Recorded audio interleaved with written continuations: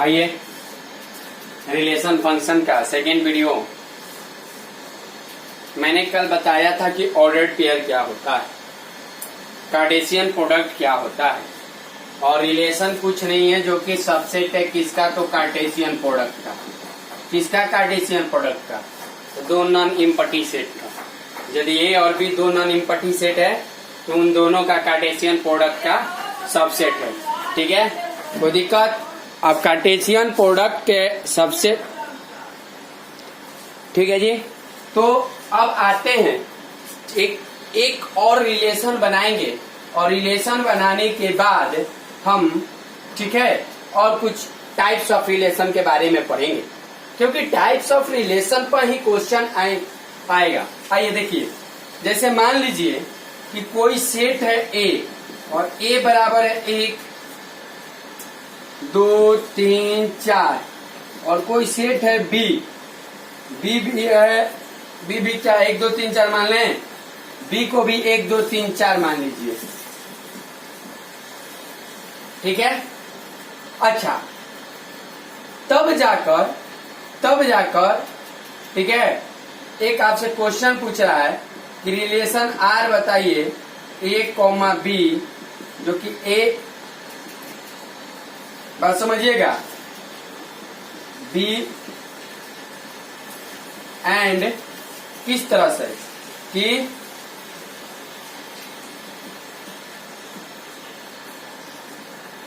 समझिए, मतलब ये वाला चीज इससे बड़ा होना चाहिए, वैसा रिलेशन बताइए। देखिए, इसका जितना कार्टेशियन प्रोडक्ट होगा ए क्रॉस बी, कार्टेशियन प्रोडक्ट, ठीक है, का सबसेट होता है, और सबसेट में फाइव भी होता है, इतना मालूम होना चाहिए। फाइव भी अपने आप का सबसेट है, किसी भी सेट का सबसेट होता है बाबू। तो रिलेशन माने सब हो जाएगी, ये सारे कार्टेशियन प्रोडक्ट इनका और फाइव। लेकिन मुझे ये जो आर रिलेशन बताना है ए और बी, वो किस तरह से कि जो फर्स्ट कोऑर्डिनेट है, जो फर्स्ट एलिमेंट है, उस सेकेंड एलिमेंट से ज्यादा होना चाहिए, और फर्स्ट एलिमेंट सेट ए का है और सेकेंड एलिमेंट सेट बी का है। तो चलिए हम लेते हैं आर,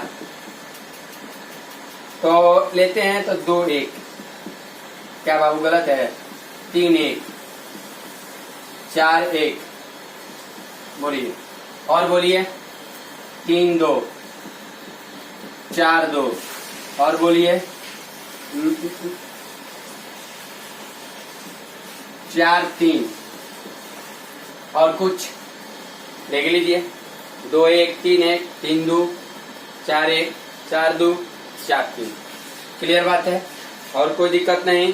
यही अगर आपसे कोई क्वेश्चन कर दे कि कोई रिलेशन आर बताइए ए कॉमा बी, इस तरह से कि एलिमेंट ए के हो, बी एलिमेंट बी का हो, एंड y बराबर x प्लस 1, y बराबर x प्लस 1, माने y जो हो x ले ए को ज्यादा हो, तो क्या रिलेशन बनेगा जी?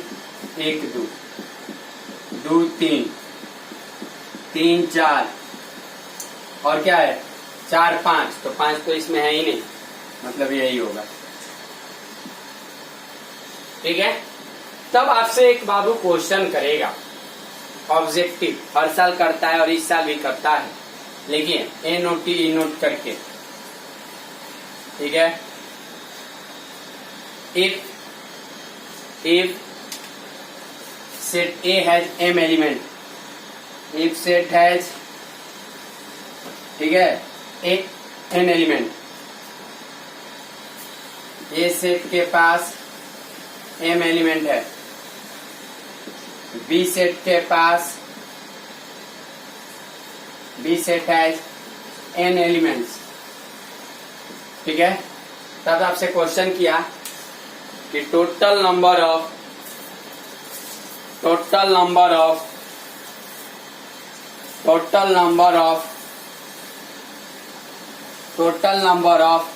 Relation from A to B, total number of relation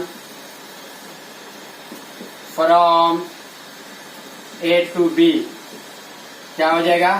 2 के पावर m गुना m। ई का है हो, ई का है काहे की रिलेशन कुछ नहीं है बाबू जो कि सबसेट है। और सबसेट का फॉर्मूला क्या है निकालने का, केवल एक गो सेट है तो 2 के पावर n, कुछ याद आ रहा है। लेकिन यहाँ तो a क्रॉस b है, यानी 2 का क्रॉस, कल बताया ना a क्रॉस b में कई गो एलिमेंट है, कैसे निकलेगा, बात समझ में आ गया। तो यदि सेट दिया, अच्छा एक बात समझिए, मान लीजिए सेट A के पास m एलिमेंट है, सेट A के पास m एलिमेंट है, बात को समझिएगा। और आपसे कह दिया कि टोटल नंबर ऑफ रिलेशन बताइए, टोटल नंबर ऑफ रिलेशन बताइए, टोटल नंबर ऑफ रिलेशन बताइए फ्रॉम A टू A। क्या है कि देखिए कभी भी रिलेशन माने कार्टेशियन प्रोडक्ट, और यहाँ आपका सेट एगो ए दिया ही है, इसका मतलब ये क्रॉस ए का है, दूसरा कोई सेट नहीं ना दिया है, तो ये क्रॉस ए का है। तो कितना हो जाएगा हो, तो 2 के पावर m गुना m, यानी कितना 2 के पावर m स्क्वायर। क्लियर बात है, कोई दिक्कत। चलिए नेक्स्ट टॉपिक करते हैं चर्चा। देखिए relation on a set, relation on a set. अच्छा एक मिनट और, एक मिनट और आपने 2 के पावर mn लिखा, तो इसमें जो आपका रिलेशन आया टोटल नंबर ऑफ रिलेशन आया, और टोटल नंबर ऑफ रिलेशन इतना हुआ। इसमें इस रिलेशन में क्या 5 ही होगा, यस। यही आपसे अगर क्वेश्चन कर देवे कि total number of non void relation from A to B, तो टोटल तो 2 के पावर mn हुआ, -1 कर दीजिए। -1 क्यों किए, देखो 5 जो होगा वो वॉइड है, अब मुझे नॉन वॉइड के रिलेशन बताइए, मैंने 5 को हटा दीजिए, देखो उसमें से घटा दिए, तो दिक्कत है। ठीक है, तो ये ध्यान में रहना चाहिए कहीं के। अब ये नहीं कि बुक में नहीं दिया है तो हम ये नहीं जानते हैं, तो ये चीज को ध्यान में रखिएगा। टॉपिक डालिए बाबू, relation on a set, relation on a set. देखिए रिलेशन ऑन ए सेट लिखिएगा, a relation R which associates relation R which associates from non-empty set A, बड़का A, from non-empty set A, ठीक है, into itself मैंने अपने आप में, मैंने ए से लेके ए में ही, जो अभी मैंने बताया, ठीक है, is called relation on A, is called relation on A. ठीक है, तब ये रिलेशन किसका सबसेट हो जाएगा जी, ए क्रॉस ए का, यानी सिंपली रूप से बोल सकते कि ये रिलेशन ए स्क्वायर का सेट है। नहीं समझे बात को, एक एग्जांपल लेते हैं, सिंपल सा उदाहरण लीजिए, और एक सिंपल सा एग्जांपल बाबू मैं ये लेता हूं कि a बराबर है 1 2 3, a बराबर क्या है 1 2 3। जब आपने a को 1 2 3 माना तो मुझे a related to b relation बताना है, ठीक है, a रिलेटेड टू b, और a या b सब एलिमेंट किसका है, a का, लेकिन कैसा रिलेशन बताना है कि a बड़ा होना चाहिए b से, a बड़ा होना चाहिए b से। तो सबसे पहले मैं रिलेशन ये बनाऊंगा, तो कैसा 2 1, और बोलिए जी 2 1 3 2, और कुछ क्या बनेगा, हाँ 3 1 को बन सकता है, 3 1 भी बन सकता है, 3 1 भी बन सकता है, और बोलिए क्लियर बात है। अच्छा इससे काय गो टोटल रिलेशन बनेगा, टोटल नंबर ऑफ रिलेशन कितना होगा, वाइड वाइड सब जोड़कर, तो 2 के पावर एन स्क्वायर, ताकि ए से ए ही है, ए से ए ही है, पता है ना। तो एन स्क्वायर यानी 2, एन मैंने कितना हो गया, एन गुना एन, तो 3 के पावर 2, इतनी का 9, 2 के पावर 9 माने 512। क्लियर बात है, नहीं समझे बात को। तो ये हुआ। अब आते हैं बाबू, मैं टॉपिक का बात करता हूं, तो लिखिएगा types of relation, types of relation. Topic डालिए टाइप्स ऑफ, मुख्य रूप से मुद्दे की बात की जाए तो तीन रिलेशन से क्वेश्चन आने की संभावना है। तो आइए टाइप्स ऑफ रिलेशन में मैं पहला बात करता हूं एम्पटी रिलेशन का। पहला जो रिलेशन का बात करता हूं मैंने अभी बोला कि रिलेशन का टाइप तो बहुत पढ़ेंगे, लेकिन मुद्दे की बात की जाए पॉइंट ऑफ एग्जामिनेशन व्यू, तो 3 प्रकार के ही बहुत ज्यादा पसंदीदा हम लोग काम करेंगे, क्योंकि हर क्वेश्चन में वही 3 प्रकार के क्वेश्चन का ज्यादा चर्चा होगा। तो वो मुद्दे की बात हुआ। अब मैं एम्पटी रिलेशन के बारे में बात करता हूं कि एम्पटी रिलेशन क्या है। तो लिखिए, तो a relation R from A to B, a relation R from A to B. अच्छा, ए और बी नॉन एम्पटी सेट होना चाहिए, बार बार मैं नहीं बोलूंगा ये। A relation R from A to B is called empty relation और वॉइड रिलेशन। इम्पट्टी बोलिए या वॉइड बोलिए, ठीक है। वॉइड रिलेशन इफ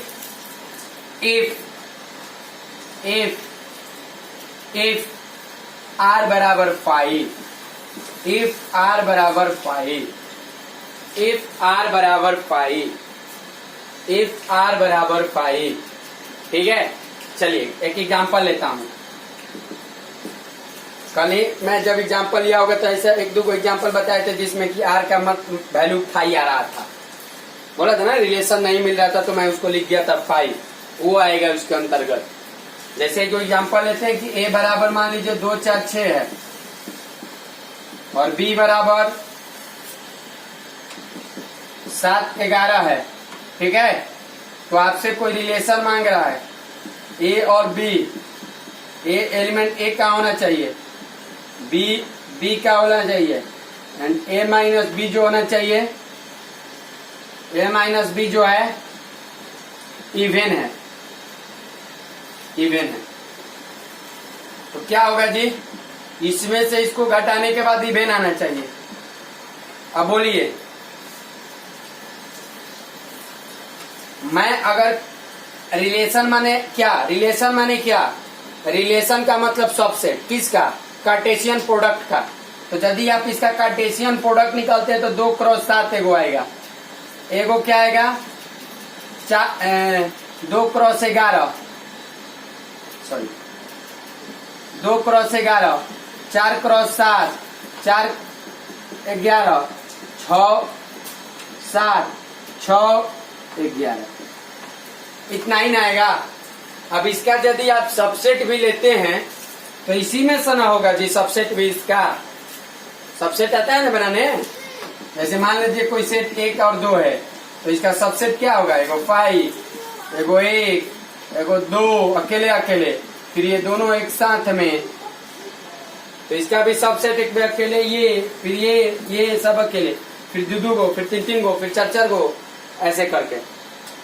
उतना लिखना मुश्किल है, इसलिए मुझसे लेकिन क्वेश्चन क्या किया कि एक ऐसा ए और बी के बीच में रिलेशन बताइए कि अगर पहला में से दूसरे वाले को घटाया जाए, पहला एलिमेंट में से ए का बी के एलिमेंट को घटाया जाए तो इवन आए।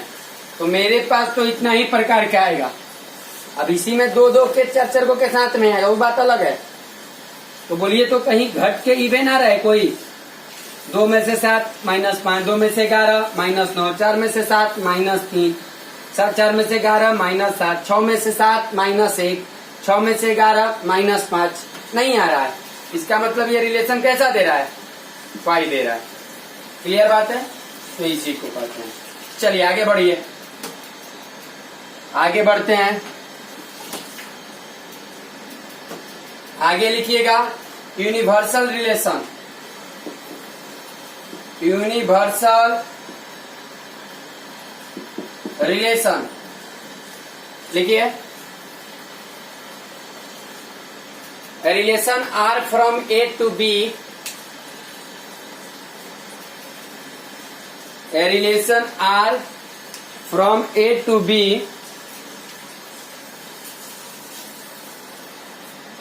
ठीक है। Relation R from A to B is universal relation if R बराबर A क्रॉस B। मेरे बाबू अब समझ गए होंगे, यहाँ सबसेट नहीं, A क्रॉस B जितना कीजिए और जो आया वही लिख दीजिए, उसी के बराबर।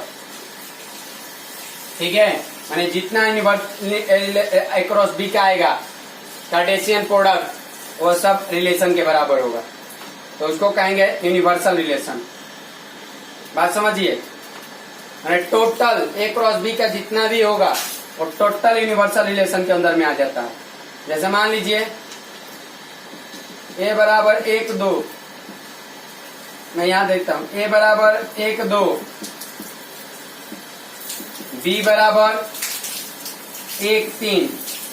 ठीक है, मैंने क्या एक रिलेशन लिखा, 1 1 1 3 2 1 2 3, बोलिए।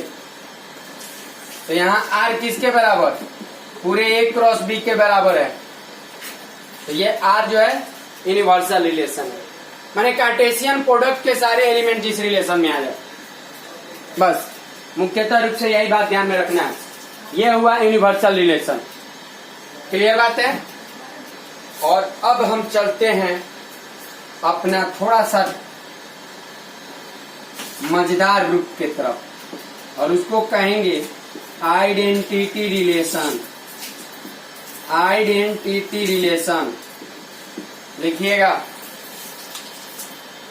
ये relation are,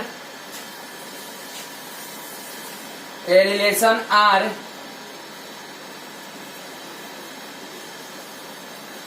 on set A, relation R on set A, एक सेट जब भी बोले कैपिटल लिखिएगा, उसका नाम इसके बाद। a relation R on set A is said to be identity relation, is said to be identity relation, is said to be identity relation, is said to be identity relation।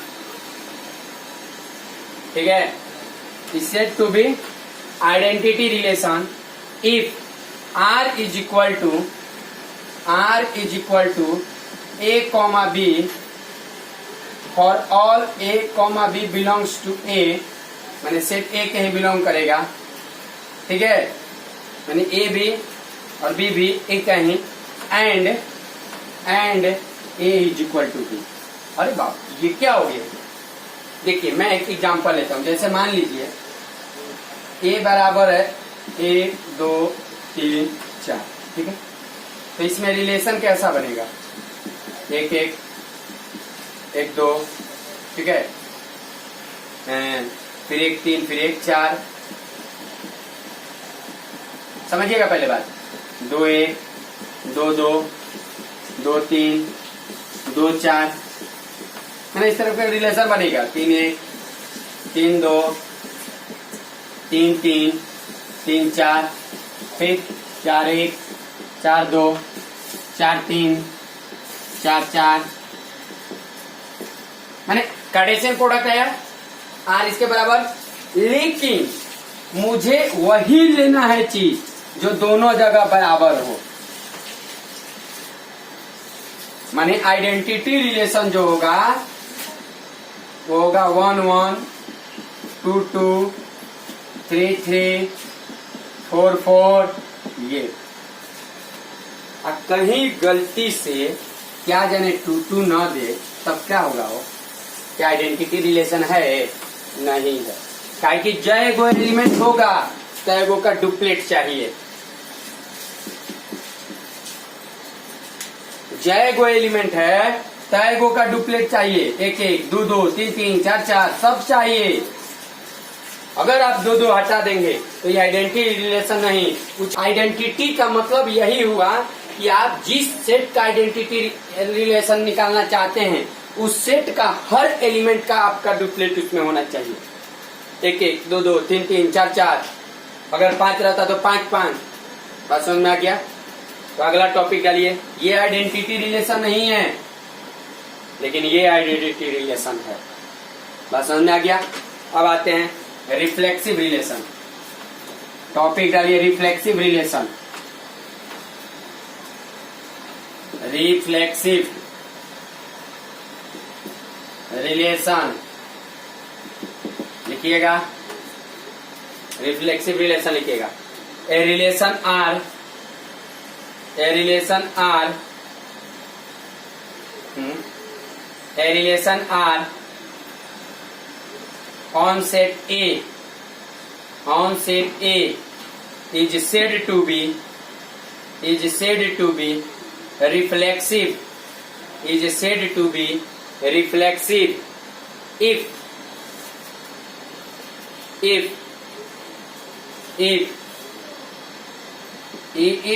belongs to relation. A belongs to relation, ठीक है? If A belongs to relation, ठीक है? For all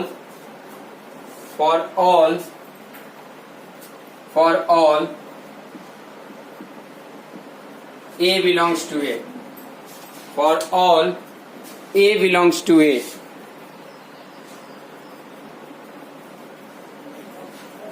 देखिए बाबू, कहने का मतलब ये है कि यदि ए बिलोंग्स आर है तो फॉर ऑल ए बिलोंग्स ए के लिए कहे के मतलब कि ए में सेट ए में जितना भी एलिमेंट होगा उसका इसमें भी डुप्लेट होना चाहिए। तो कहिए कि तब आइडेंटिटी और रिफ्लेक्सिव दोनों एक ही है क्या? बता रहा हूँ, थोड़ा सा डिफरेंस है। क्या डिफरेंस है दिखा रहा हूँ। हर जगह डिफरेंस नहीं है। हर आइडेंटिटी रिफ्लेक्सिव हो सकता है लेकिन हर रिफ्लेक्सिव आइडेंटिटी नहीं हो सकता है। जैसे कि एग्जाम्पल देता हूँ, जैसे मान लीजिए ए बराबर है 1 2 3 सेट है और कोई रिलेशन दे दिया 1 1 2 2 3 3। बाबू एक कोई दे दिया 1 1 2 2 3 3 1 3। फिर एक कोई एग्जांपल दे दिया 2 2 2 3 3 2 1 1। रिफ्लेक्सिव के अनुसार ए होना चाहिए। For all a belongs to A में जितना भी एलिमेंट है वो सबका डुप्लेट होना चाहिए। 1 का डुप्लेट चलेगा, 2 का डुप्लेट चलेगा, 3 का डुप्लेट है सही चलेगा, यानी ये रिफ्लेक्सिव है। अच्छा बाबू, तो ये कहो कि सर ये तो आइडेंटिटी भी रिलेशन हो सकता है उनसे। होगा होगा होगा, यहाँ भी डुप्लेट है लेकिन डुप्लेट के अलावा भी कुछ दिया है। तो क्या हुआ, क्या हो गया? रिफ्लेक्सिव तो ये कर रहा है कि ए में जितना एलिमेंट हो उसका डुप्लेट होना चाहिए। मुझे डुप्लेट दे दिया है, उसके अलावा वो क्या दिया है मुझे उससे मतलब नहीं है। ये रिफ्लेक्सिव है लेकिन ये आइडेंटिटी नहीं है। कौन?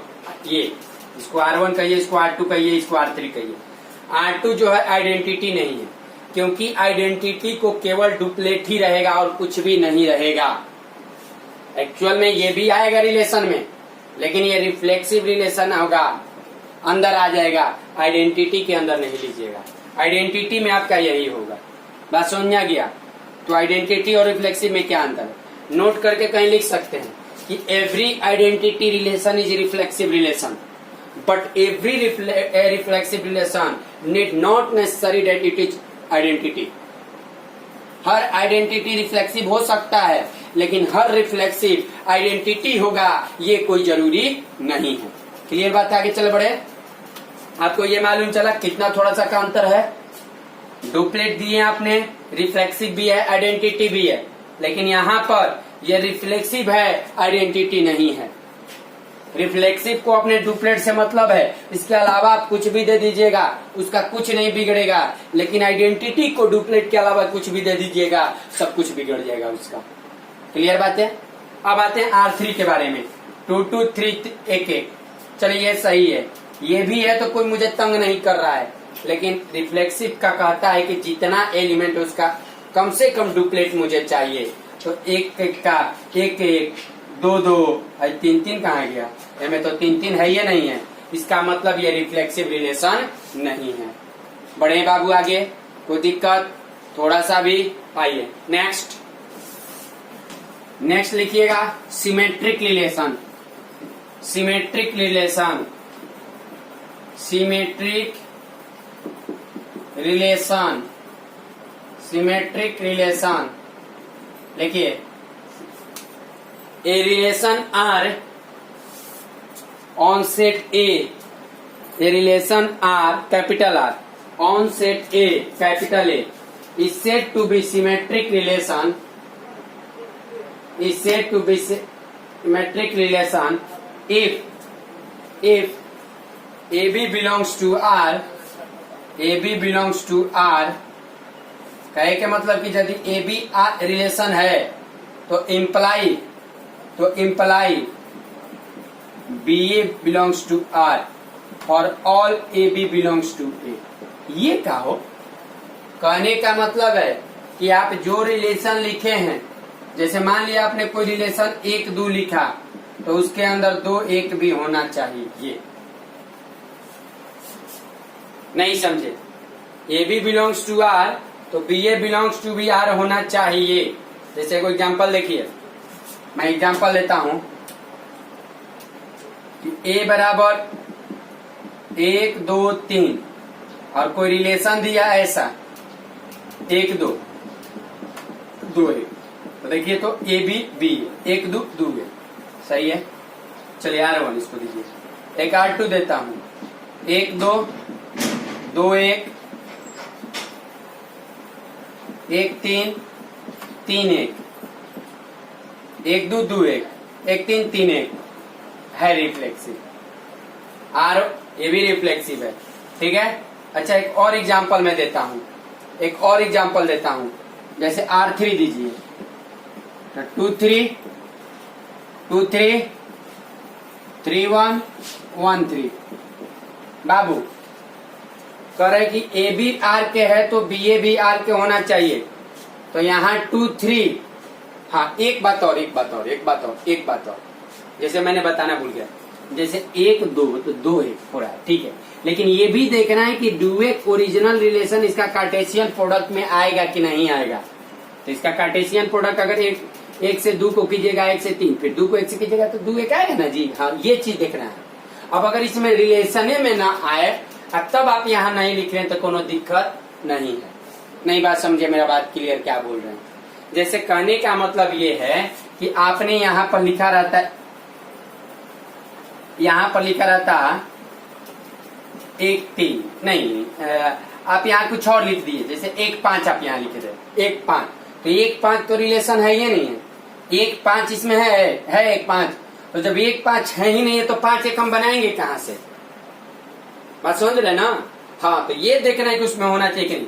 अब जैसे 2 3 तो देखिए तो 3 2 इसमें आएगा कि नहीं आएगा, आएगा 3 2, लेकिन इसमें 2 3 रिलेशन का बिलोंग कर रहा है, लेकिन 3 2 को रिलेशन बिलोंग नहीं कर रहा है, दिया है इसमें। जब नहीं दिया है तो ये सिमेट्रिक रिलेशन नहीं होगा। सिमेट्रिक का मतलब कि A B belongs to R तो बी ए भी बिलोंग्स टू आर होना चाहिए, ये चीज सिमेट्रिक है। क्लियर बात है। बढ़े आगे, तो नेक्स्ट देखिए, लिखिएगा anti symmetric relation. Anti symmetric relation, anti symmetric relation, anti symmetric relation, symmetric के विरोध, उल्टा एंटी विरोध कर रहा है। लिखिएगा relation R relation R capital R on set A capital A is set to B anti symmetric if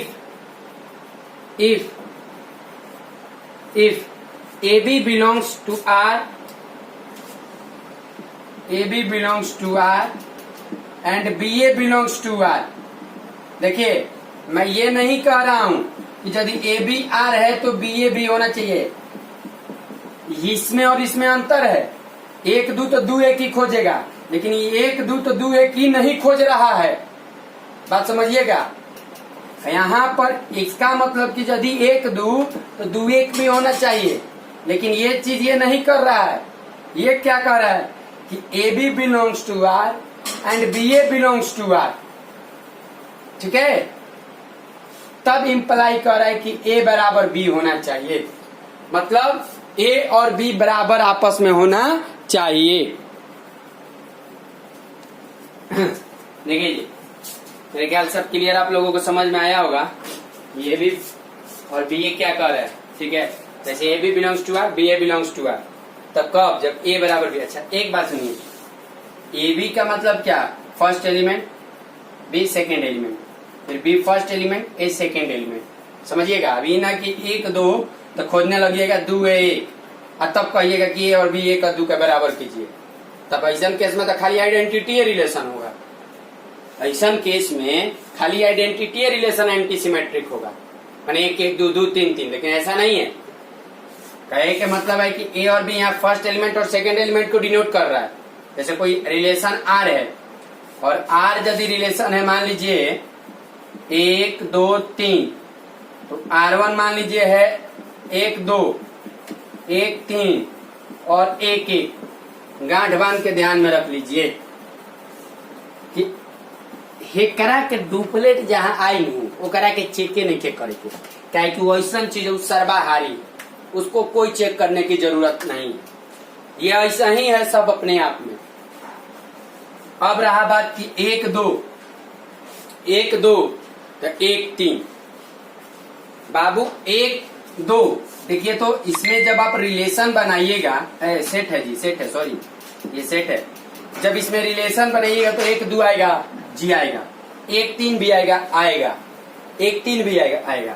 तो A B B. इस केस में आप इसको ए या बी बोल रहे हैं, इसको बी और ए बोल रहे हैं। थोड़ा सा ये देखिए, क्या ए और बी आपस में बराबर है, ठीक है, बात समझ में आ गया। तो if A B belongs to R, B A belongs to R, A बराबर बी होना चाहिए, तो ये एंटी सिमेट्रिक है। दूसरा बात मैं ले रहा हूं अगर केवल 1 2 का,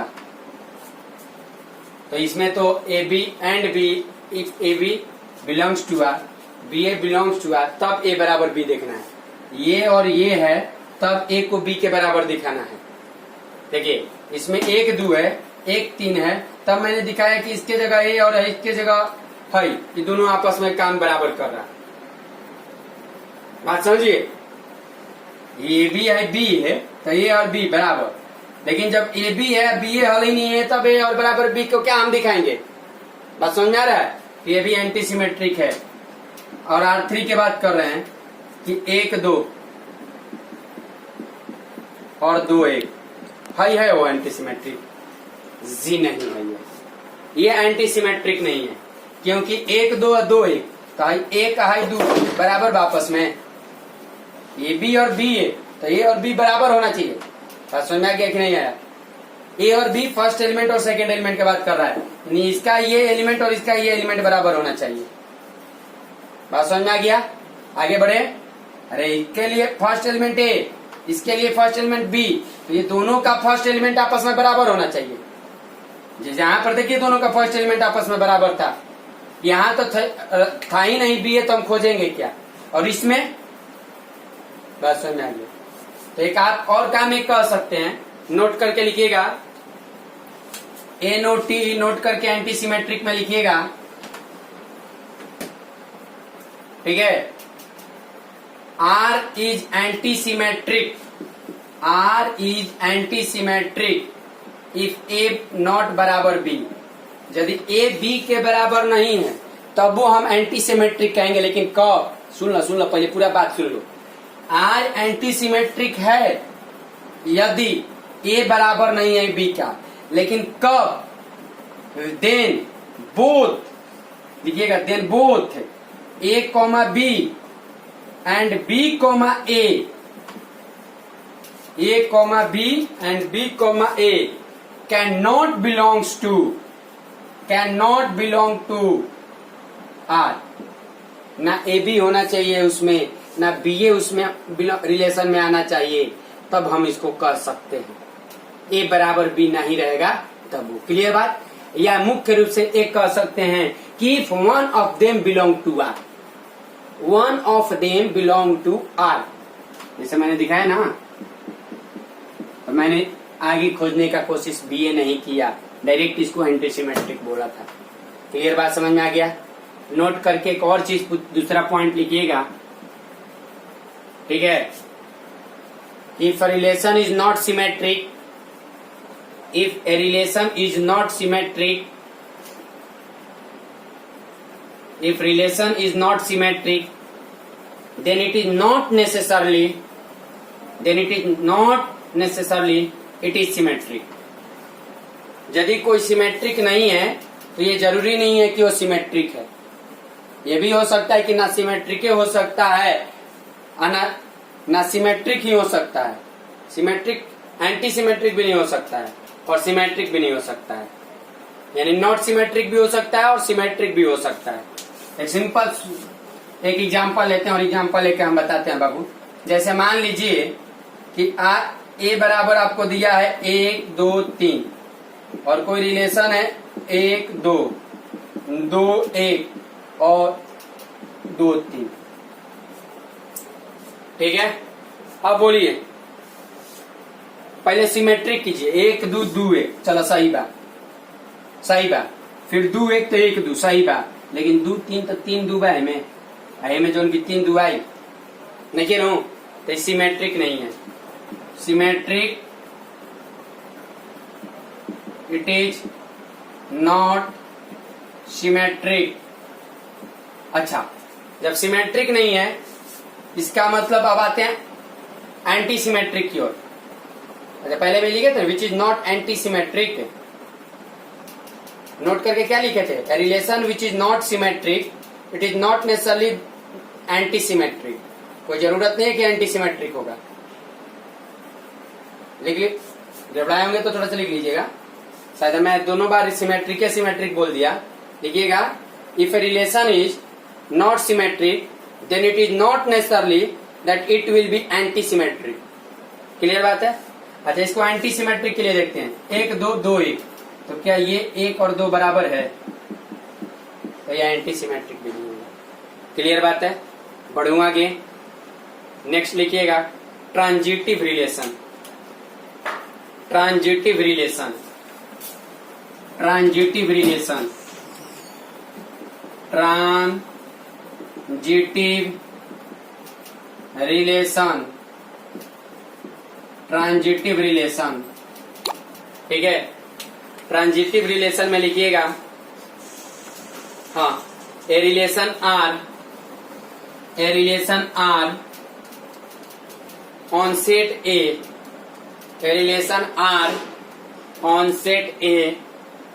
is said to be a relation R on set A is said to be a transitive relation if A comma B belongs to R and B comma C belongs to R। देखिएगा, if A comma B belongs to R and B comma C belongs to R, ठीक है, imply A comma C belongs to R। यदि A B R के relation है, B C भी R के माने relation है, तो मुझे A C भी खुद होना चाहिए, ठीक है। नहीं समझे, सिंपल सा एक एग्जांपल लेते हैं। जैसे सेट A बराबर दिया है 1 2 3, पूरा 1 2 3 पर खेलिए नहीं खेले। R बराबर 1 2 सिंपल सा एग्जांपल हम लोग सिंगेज बुक से लेके चल रहे हैं। 1 3 3 2। अब एक बात सुनिएगा, R1 इसको नाम दीजिए, 1 2 2 3 1 3 3 2, ठीक है। और अच्छा R है, मैं R1 दे रहा हूं 2 3, फिर R2 दे रहा हूं 1 3 3 2, ठीक है, और 1 2। अब एक बात समझिएगा कि मैं सिंपल रूप से चलता हूं। रिलेशन R के बारे में बात कीजिए। जब मैं रिलेशन R बात कर रहा हूं तो 1 2 2 3, 1 2 2 3, A B B C, 1 2 2 3, B से बी ए से चालू हो गई, दू से, तब मुझे खोजना है 1 3, है कि नहीं? चलिए है। फिर देखिए 2 3, तो मुझे 3 2, 2 3, तो तुरंत 3 वाला खोजना है कि 3 वाला है कि नहीं। 2 3 तो 3 2 है। तो जब ये दोनों, ये और ये 3 3 मिल गया तो मुझे एक 2 2 वाला में इसमें होना चाहिए, जो कि नहीं है। नहीं है 2 2, तो ये नहीं है। 2 3, अरे ए बी है, बी सी हल ही नहीं है कि मैं ऐसी खोजूंगा, तो ये तो ऐसे ही हो जाएगा। एक मिनट, नहीं नहीं नहीं नहीं नहीं नहीं, ए बी और बी सी तो इसमें है ही नहीं जी, कुछ कहीं,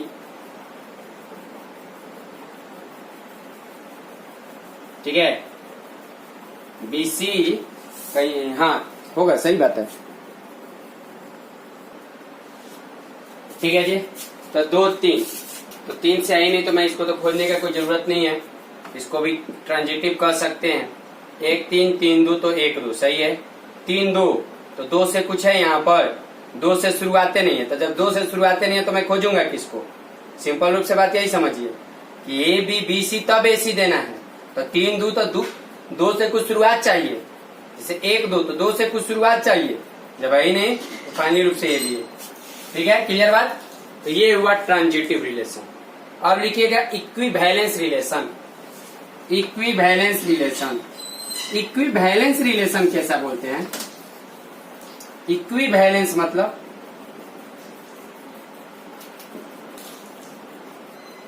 इक्विवेलेंस रिलेशन लिखिएगा,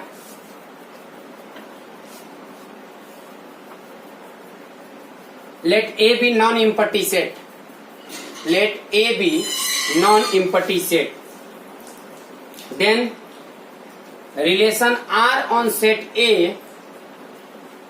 then relation R on set A is said to be equivalence relation if पहला it is reflexive, if it is reflexive, comma symmetric, comma transitive. माने जो चीज, जो रिलेशन तीनों के तीनों है उसी को इक्विवेलेंस रिलेशन कहेंगे। जैसे देखिए, मान लीजिए ए बराबर दिया है 1 2 3, और मैं रिलेशन एक लिख रहा हूं, 1 2 1 1 2 1, ठीक है, 2 2 3 3। कै गो एलिमेंट है? इसका डुप्लेट है कि नहीं?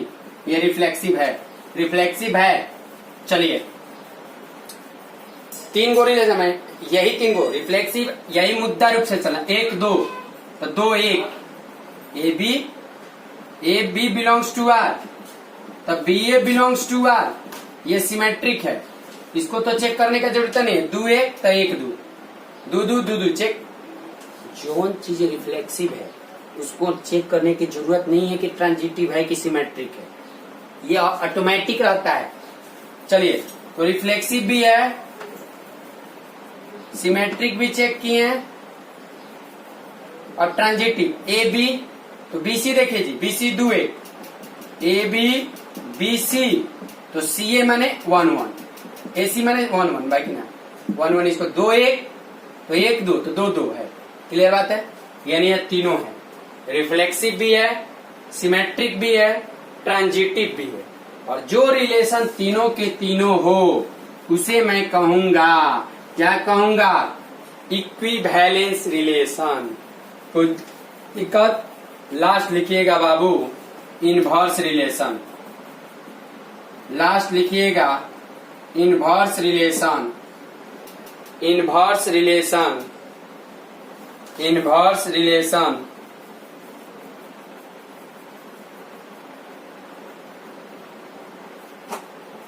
ठीक है, लिखिएगा कि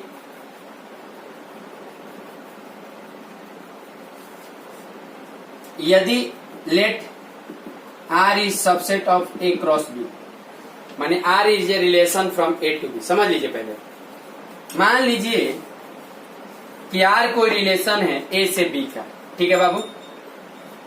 तो इसको हम लिखेंगे क्या, तो कि R is the subset of A cross B. अब इस रिलेशन का जो इनवर्स होगा मैं उसको कैसे लिखूंगा, तो मैं उसको आर इनवर्स से लिखूंगा। कैसे लिखूंगा, आर इनवर्स ए बी कहा, ठीक है, so that A B belongs to R. ठीक है, तो जो आर इनवर्स को मैं लिखूंगा वो बी ए लिखूंगा, लेकिन कैसे, A comma B belongs to R. यदि ए बी एक दो तो इसका इनवर्स दो ही, एक तीन तो तीन एक। बात समझ रहे ना। हाँ, जैसे लिखिए, पहले ये लिख लीजिए, let R is the subset of A cross B.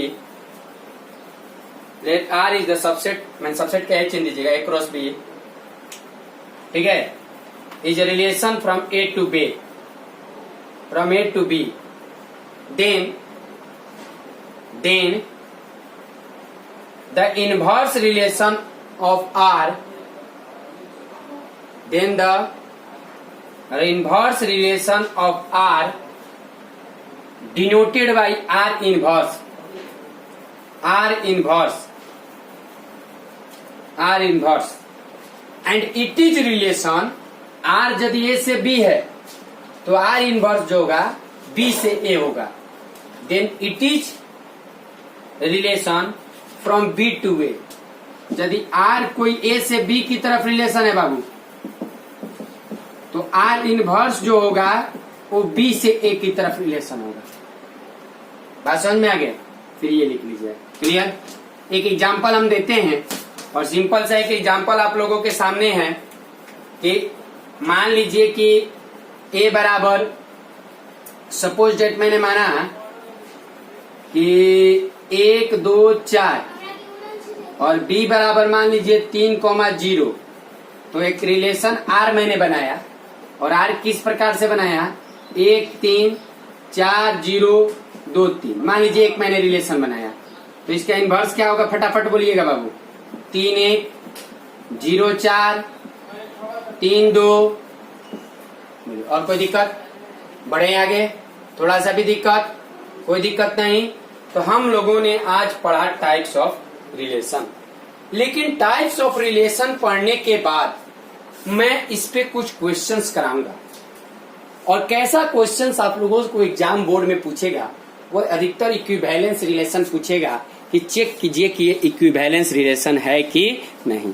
Clear बात। तो आइए हम बताते हैं आप लोगों को क्वेश्चन इस पे, ठीक है। आइए देखिए, क्वेश्चन आपके पास है कि relation R in the set Z integer. R जो है सेट एक इंटीजर का है, जैसे हम ए बराबर 1 2 3 लिखते थे ना, तो यहाँ नहीं लिखा है, खाली बोल दिया इंटीजर है बस। अब आपसे क्वेश्चन किया कि आर बराबर एक्स वाई, रिलेशन एक ऐसा बताइए एक्स वाई कि एक्स माइनस वाई जो इंटीजर होना चाहिए। इंटीजर का मतलब समझते हैं कि कोई भी संख्या सौ से, चाहे प्लस हो चाहे माइनस हो चाहे जीरो, उससे मतलब नहीं है। तो आपसे क्वेश्चन कर रहा है इज प्रूव डेट, चाहे show that it is an equivalence relation. Show करना है कि ये इक्विवेलेंस रिलेशन है। देखिएगा, सिंपल सा मैं तरीका बताता हूं सोल्व प्रूफ के लिए, ठीक है। सबसे पहले मैं फॉर रिफ्लेक्सिव कर रहा हूं। मैं फॉर रिफ्लेक्सिव में आया कि मान लीजिए कोई ए इंटीजर है,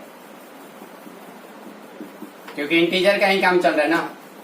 तो जब ए इंटीजर है, लेट कर लिया कि ए इंटीजर है, तो एक बात बताइए, रिफ्लेक्सिव को मतलब ए से होता है, ए से होता है। और ये दोनों के बीच में कैसा संबंध बताना है, ए माइनस ए बराबर जो भी आवे के चाहे उनका आना चाहिए zero, integer sorry, let A integer है।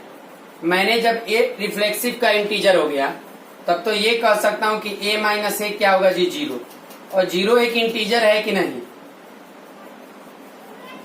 यानी ये कह सकता हूं कि ए बिलोंग्स टू क्या आर। और जब यदि ए बिलोंग्स टू आर हो गया तो ये रिफ्लेक्सिव है कि नहीं है, बताइए रिफ्लेक्सिव है कि नहीं है, तो इट इज रिफ्लेक्सिव, लिखिएगा इट इज रिफ्लेक्सिव रिलेशन। चलिए, लेकिन रिफ्लेक्सिव से ही नहीं काम चलेगा, इक्विवेलेंस का मतलब रिफ्लेक्सिव भी, सिमेट्रिक भी और ट्रांजिटिव भी। तो अब आते हैं हम किस में, अब आता हूं मैं किस में, सिमेट्रिक की बात करता हूं। For symmetric, for symmetric, symmetric के लिए दो चीज मानता हूं, let A B belongs to integer, ठीक है बाबू। तब तो बात आता है कि if A B belongs to integer, ये कहता है कि यदि A B belongs to integer है तो बी ए होना चाहिए। सिमेट्रिक यही बोलता है ना कि यदि ए बी रिलेशन है तो बी ए भी रिलेशन होना चाहिए। तो एक काम कीजिए, यदि ए बी इंटीजर है तो इसका मतलब कि A minus B is an integer. जब a माइनस बी इंटीजर है बाबू, तो आप नहीं कह सकते कि b माइनस ए भी इंटीजर होगा, नहीं बात समझे। जैसे 3 में से 2 गया ही इंटीजर है कि नहीं है, तो 2 में से 3 भी गया माइनस ए, ये इंटीजर है कि नहीं है। ये थोड़ी बोला कि ये दोनों बराबर होना चाहिए, ये बोला कि इंटीजर होना चाहिए, यानी a माइनस बी भी इंटीजर है, तो b माइनस ए भी इंटीजर है, तो सिंपली कह सकते हैं यानी कि बी ए भी बिलोंग्स करता है, क्या कि ए बी इंटीजर तो A minus B integer, B A integer तो बी माइनस ए इंटीजर, तो it is symmetric, it is क्या सिमेट्रिक। क्लियर बात है। नेक्स्ट लास्ट इसका कहता हूं ट्रांजिटिव का, ट्रांजिटिव रिलेशन। ट्रांजिटिव के लिए चेक कीजिए, ट्रांजिटिव रिलेशन के लिए चेक कीजिए, ये क्या कहता है ट्रांजिटिव, यदि ए बी बिलोंग्स आर है, बी सी बिलोंग्स आर है, तब ए सी होना चाहिए। मतलब ये दोनों दिया रहेगा और तब आपको ए सी खोजना है। तो लेट ए बी सी एक इंटीजर है तीनों को, तब if A comma B belongs to integer and B comma C belongs to integer, ये तो आपको मान लेना है। तो ए बी इंटीजर है तो A minus B is an integer, फिर बी माइनस सी भी इंटीजर। जब मैं दोनों को जोड़ूंगा, जब कंबाइन जोड़ रहा हूं, तो A minus B plus B minus C, ये भी एक इंटीजर होगा, क्योंकि दो इंटीजर को जोड़िएगा तो इंटीजर ही आएगा। तो माइनस बी से माइनस बी कट गया तो ए माइनस सी भी इंटीजर हो गया। तो जब ए माइनस सी इंटीजर हो गया यानी ए सी बिलोंग्स टू आर हो गया, क्योंकि मुझे तो ऐसा ही चीज चाहिए जिसको घटाने के बाद इंटीजर संतुष्ट करे, यानी इट इज क्या है ट्रांजिटिव। ये ट्रांजिटिव भी है। फाइनली रूप से आप ये बोल सकते हैं बाबू कि it is reflexive, it is symmetric and it is transitive. कोई दिक्कत, बढ़े आगे, यानी hence it is an equivalence relation. कोई दिक्कत, चलिए तो नेक्स्ट आगे क्वेश्चन चलते हैं। क्वेश्चन आपके सामने है कि रिलेशन आर जो है इंटीजर से बना हुआ है और क्या है जी कि ए बी इस तरह से कि ए माइनस बी इवन है, ठीक है। चलते हैं, देखते हैं सबसे पहले सॉल्यूशन में लेते हैं फॉर रिफ्लेक्सिव। रिफ्लेक्सिव का बात करें तो सबसे पहले एगो एलिमेंट तो बनना पड़ेगा ना मुझे, लेट ए इंटीजर है, इंटीजर है। तो एक बात आप लोग ये बताइएगा बाबू, मुझे अब इससे मतलब है, अगर रिफ्लेक्सिव माने ए और ए कैसा होना चाहिए, mode A minus A even आना चाहिए। तो यदि आप ए में से ए को घटा रहे हैं तो क्या आएगा जीरो, जीरो का मॉडुलस जीरो, और जीरो इवन है कि नहीं है, यानी अब A बिलोंग्स टू R है, यानी इट इज रिफ्लेक्सिव। क्या लिखेंगे? It is reflexive. कोई दिक्कत? बोलिए थोड़ा सा भी। नेक्स्ट चलते हैं। रिफ्लेक्सिव के बाद यदि अगर बात होता है तो मैं बात करता हूं सिमेट्रिक का।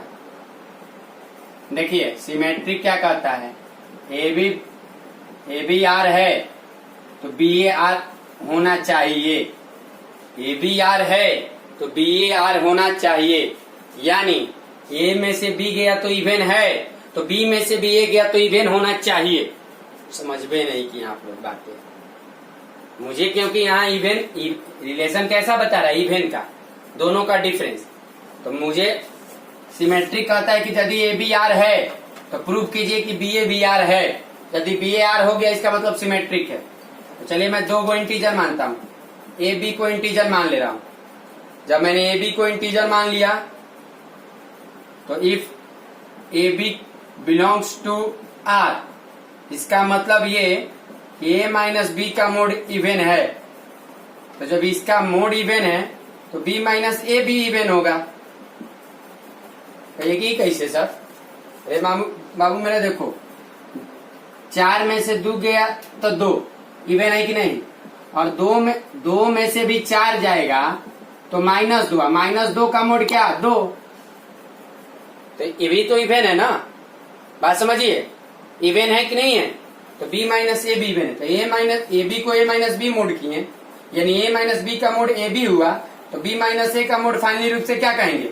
नहीं कह देंगे। तो बी ए बिलोंग्स टू क्या? आर। तो यदि A B belongs to R तो B A belongs to R. Clear बात है? So it is symmetric. देखिएगा, सो इट इज सिमेट्रिक। चलिए नेक्स्ट ट्रांजिटिव, क्योंकि मुझे तीनों दिखाना है। Let A B C integer है, ए बी सी को क्या मान लिया मैंने? इंटीजर मान लिया। जब ए बी सी इंटीजर है, बात समझिएगा, तो ये कहता है कि if A comma B belongs to R and B comma A belongs to R, तब ए कॉमा सी मुझे B C A comma C belongs to R, ये प्रूव करना है। मैंने ए बी आर दिया है, बी सी आर दिया है, मैंने ए माइनस बी इवन है, बी माइनस सी इवन है, तो प्रूव कीजिए कि ए माइनस सी भी इवन होगा। यही करना है ना मुझे। इसका मतलब ये कि if A comma B belongs to R and B comma A C belongs to R, इसका मतलब कि mod A minus B is even. तो ये भी कह सकते हैं कि B minus A is even, sorry B minus C is even इससे।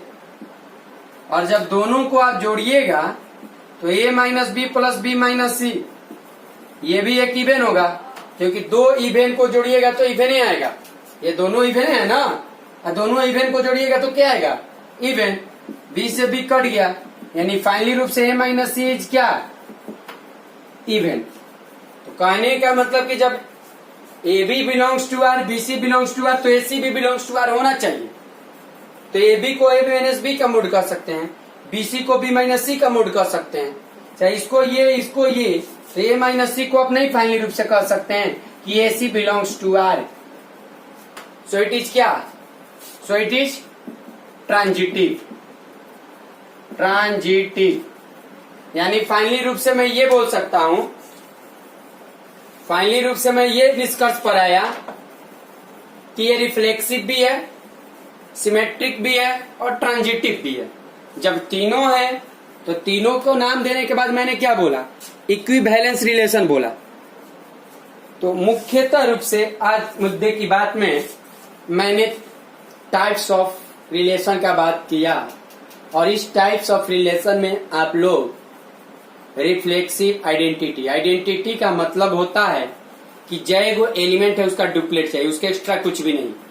रिफ्लेक्सिव का मतलब कि जो एलिमेंट है उसका डुप्लीकेट दीजिए, उसके अलावा भी कोई रिलेशन के पार्ट आपने लिखा तो कोई दिक्कत उसको नहीं। क्लियर बात समझ रहे हैं?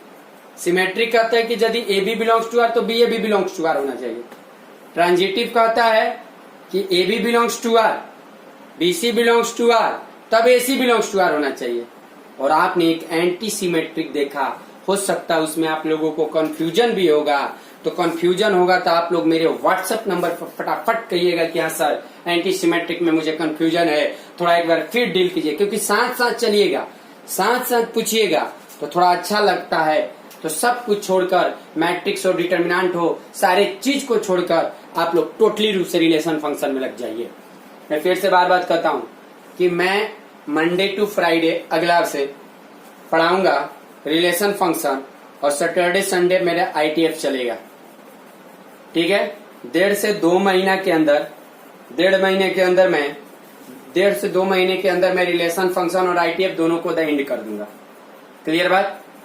तो इसके बाद आपका मेथड MOD रहेगा और AOD रहेगा, मेथड ऑफ डिफरेंशिएशन और एप्लीकेशन ऑफ डेरिवेटिव। कोई दिक्कत जिसके, और फर्स्ट बुक खत्म होगा। तो सब आप लोग ध्यान से दीजिएगा और इसको पढ़िएगा, ठीक है। Thank you. रहने देते हैं यहीं पर आज।